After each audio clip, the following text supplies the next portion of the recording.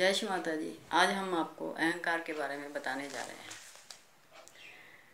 आजकल लोगों में बहुत अहंकार हो गया है, हो रहा है। छोटी छोटी बातों पर लोग नाराज हो जाते हैं, क्रोध आता है। लोग क्योंकि अहंकार के वशीभूत होकर वो समझ ही नहीं पाते कि हम कौन सी गलती कर रहे हैं। आजकल कलयुग है, इसलिए लोगों में ऐसी चीज़ें हो रही हैं। कोई व्यक्ति यदि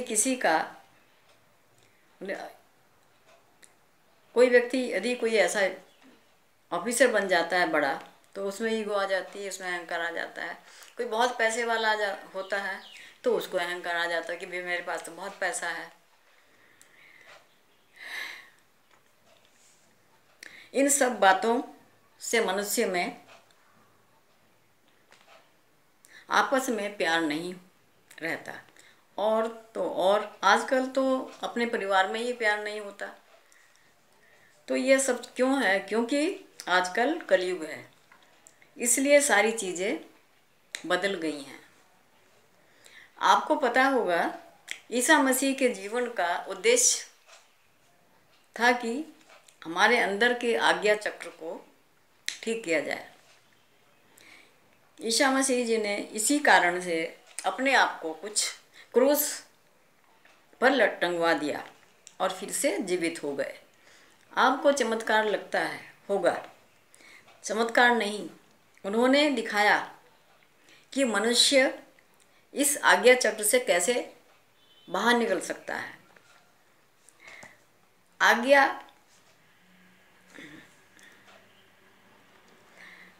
आजकल आवश्यकता है कि अपने अहम को कुर्सारोपित करने की। अहम ऐसी चीज़ है जिससे जल्दी से मुक्ति नहीं मिल सकती। ईसा मसीह को अत्यंत युवावस्था में ही अपने आप को कुर्सारोपित करना पड़ा। वो मृत्यु से नहीं डरते थे और वह जानते थे उनका पुनर्जन्म होगा। यह कार्य उन्हें आज्ञा चक्र के माध्यम से ही करना पड़ा। हमारा आज्ञा चक्र बहुत ही तंग है और उन्हें इस मार्ग से गुजरना था, तभी हमारा आज्ञा चक्र खुलता। क्योंकि ईसा मसीह ने ये सब चीज़ें ठीक की कि भाई आज्ञा चक्र कैसे खुलेगा, किस तरह से लोगों की ईगो जाएगी, किसी से अहंकार जाएगा, इसलिए उन्होंने ये चक्र को खोला। आज्ञा चक्र के उन्होंने 2 मंत्र बताए थे, हम और शम। हम शम मतलब क्षमा करना, दूसरों को क्षमा करना। अगर क्षमा करने से की शक्ति से लोग, ये बहुत अच्छी चीज़ है। जब हम क्षमा कर सकते हैं तो फिर हम कोई भी बातें नहीं सोचते कि उसने हमें क्या कहा, क्यों कहा, कुछ नहीं। तो इसलिए क्षमा की शक्ति बहुत अच्छी चीज़ है। उनका ईगो इससे नष्ट हो जाता है। फिर किसी भी व्यक्ति के प्रति उन्हें कोई नाराज़गी नहीं रहती। हमारी उन्होंने दूसरी बात उन्होंने कहा, तुम आत्मा हो और इस आत्मा को पहचानो। आत्मा को कोई भी छू नहीं सकता। उनके द्वारा कहे गए शब्द, मैं सबको क्षमा करता हूँ, इससे ही हमारा आज्ञा चक्र ठीक हो जाता है। क्षमा का शब्द इतना शक्तिशाली होता है कि आप इसके माध्यम से मृत्यु से भी लड़ सकते हैं। तो क्यों ना समझा जाए, क्यों ना क्षमा दी जाए। यदि ईसा मसीह इस संसार में न आते तो हमें क्षमा का महत्व समझ में नहीं आता और ना सहयोग माध्यम